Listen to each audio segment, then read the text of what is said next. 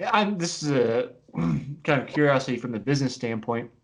Do you end up like billing the department Yeah, when to so work with the guys? that's the goal for this, is to Okay. be like a department type of a, I guess you'd call it government contracting in a way. Mm-hmm. I don't want to, like, I can get them as clients by reaching out to them if they needed it, but I want it to be something that the department offers for them that they can take advantage of as a, benefit to them. And I think that having the peers doing it and having, educational sessions with everybody and, things like that, that it'll get more people involved and included because they'll want to be like involved. So yeah, it's not, I mean, I will take individual clients if people want it, but as far as me for a business standpoint, it's going to go in that direction, which is like what I don't know the most about, but I'm learning. So I have a good Right. mentor that does that kind of stuff. He's teaching me the ropes on that. That's the hard part. Yeah, that seems kind of like the key. I have a business mentor, and he does both private and government contracts, and I'm not interested in that at all. But I know if I was, I could go to him, and in general, that seems like the way to go. Like, find somebody that's already figured out the system. Like, please help me figure this out, Yeah. and then go from there. But that's cool that like you kind of think about it almost like for the departments that could offer it, it's like an employee perk basically. Like not only do you get your salary and whatever benefits there may be, but on additional benefit is hey, we're gonna make sure like you're eating the right stuff so you feel good and you can go home to your family and not be totally exhausted at the end of the day. And I mean, it also cuts down on like workers' comp and sick time, things like that from Mm. administration standpoint. So it's just a new thing, um, and they haven't really ever really thought about it too much. And so, luckily, I've been involved in it so long that I know a lot of the people to try to like say, look, this might be new, but maybe we can open up to new ideas because the stuff that we're doing before is not working. So Mm. yeah, we'll see. Hopefully, it goes good. I think it's really neat. It's like I said, I haven't seen it clearly. There. I think your kind of problem or need case of like the guys are grabbing donuts at 3 a.m. to try to fuel themselves. Like clearly that's not great. Like a donut every once in a while, okay, but if like that's the mainstay of your diet, I'm not sure anybody would advocate for that. Yeah, and I mean, it's not just the donut at 3 a.m. to get that sugar rush, but it's just their overall lifestyle. On top of the stress that they get from job and like that, and their sleep, the sleep cycle, to be honest, I think has a lot to do with a lot of the issues. But nutrition can play a performance and trying to help out the negative effects that you can get from lack of sleep. Um, so, but if you're fueling yourself with the wrong stuff, that's going to even make it worse. You might not be able to. You can't help the sleep issues with firefighters or police and stuff or shift workers because that's their job. But if you can do things to maybe offset those negative things, it might help. So Mm-hmm. that's where I'm aiming for. I'll have to follow up with you once you got like things going and see what kind of feedback you've gotten, like think how things progress because it's like I definitely want to see how things go. Yeah, yeah. I mean, I have something going on with it right now already, and I don't know. I don't know. We'll see. I'll keep you updated. Okay. But it seems to be very, from the very few that have heard about it, it's been perceived like really good. Like people are like, whoa, this is actually interesting. I want to find more. So to me, just even that alone is a good thing because I'm like, all right, this is something that's needed. It's missing. Um, they want it. So if I can just, it's gonna take it's gonna take a lot of work to get them to like, go for it for real. But I think once I get them to realize that it's important, and I'm sure you've seen as an athlete, it's surprising that athletes even today we don't know how to fuel ourselves. They don't even think nutrition's like on the back burner. You know, like people don't really know about it much. And you would think like after all these years we would, but we really don't really know a lot about it to get peak performance. I Hmm. crossed that channel and ate maybe like 3,000 calories and probably made it and felt like shit after. And You know what I mean? So yeah, I would have made it though, just out of my willpower, hopefully. But so people, they can do things temporarily, but if they're not necessarily performing at their peak or their best that they could, they don't even know. Yeah, it's always surprising, like especially the more you get into that, the nutritional standpoint, it's like, man, this is crazy. Like how could people really perform even better? Because people are performing like really good nowadays in everything, right? So once they start advancing that even more, it's going to be like, that's pretty cool. I don't know. It's interesting. I've spoken to like several different registered dietitians from the beginning of the show till now. One in particular, Nancy Clark, who basically wrote the book on just like sports nutrition. She has a sports nutrition guidebook, and one of the things like I talked about with her is that like a lot of the information is or should be common sense by now, and it's like we've heard it all, but we don't actually put it into use. And I kind of wonder whether it's a matter of there's so many distractions. There's so many things for us to focus our attention on. And food is like I'll continue to use the donut as an example, but just like it's a convenience food. There's tons of convenience food.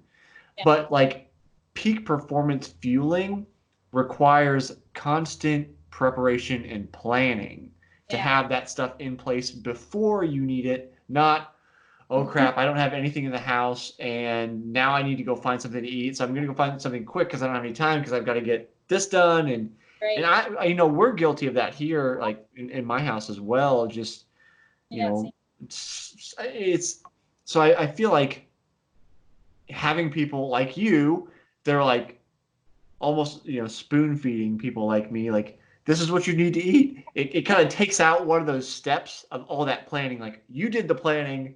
Okay, now all I have to do is the shopping and prepping. Like, It is, and it's a lot of education just so you can change your mindset, and make it more of a natural thing to do. Right? And it takes a while, right? I'm not even good at it sometimes either. I get busy, and next thing you know, I'm like, oh, there's no food in my fridge, and I have to go to work. What am I gonna eat? So it's constant practice. Even when you understand, it's still practice. And the last you have to time is think about that stuff after you went to work and then train your butt off. You just want some food. yeah, you're hungry, you're tired, you don't want to do anything else. And then, okay, now you have to cook something. That's where prepping comes in, where it's like you have meals prepped on Sunday or whatever the day of the week, you can do it. And then it's like, okay, now all I have to do is just heat it up and eat it.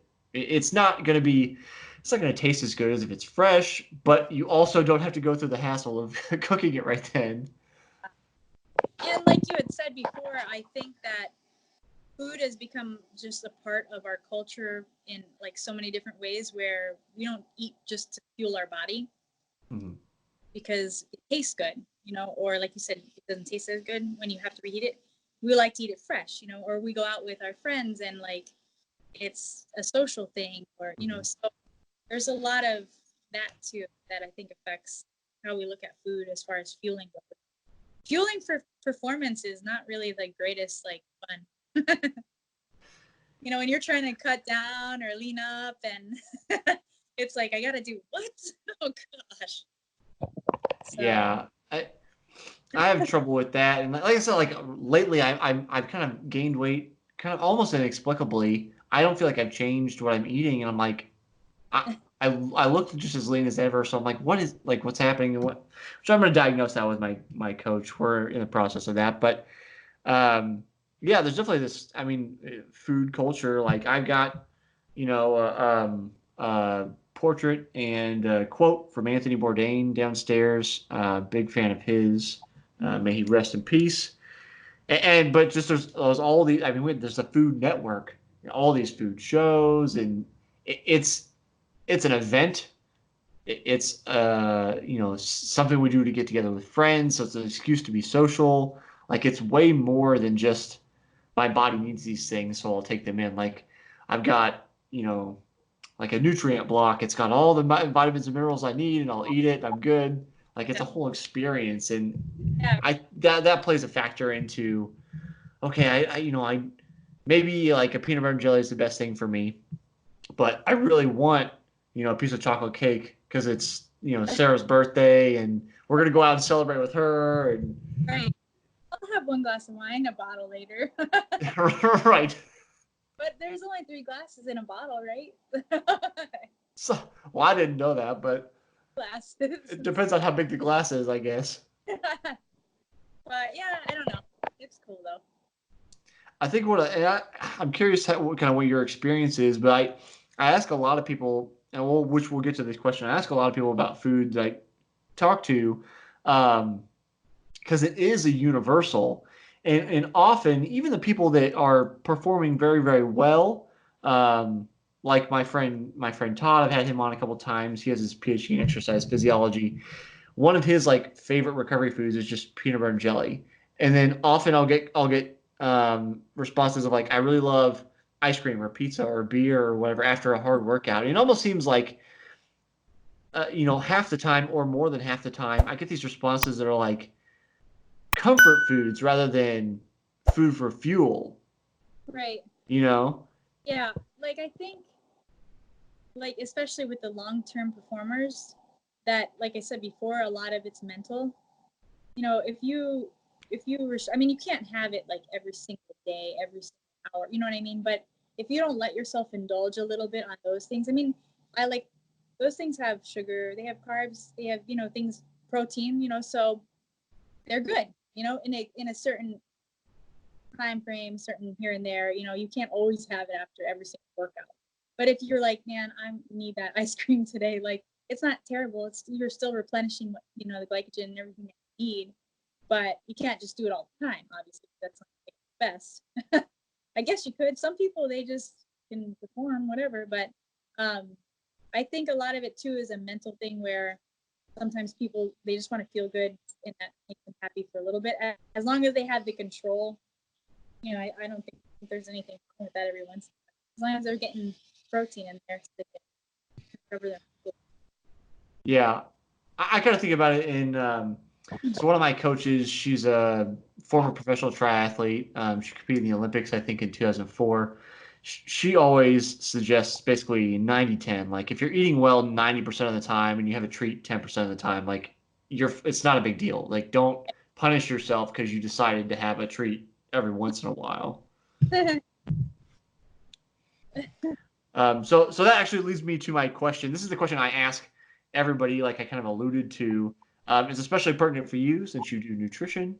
But I'd like to ask, so after a hard workout, maybe not your channel crossing because it's kind of unique, but after a hard workout or a race, if you can only choose one food for recovery for the rest of your life, what do you choose? That's a tough one. After a race, what do I choose? Oh no.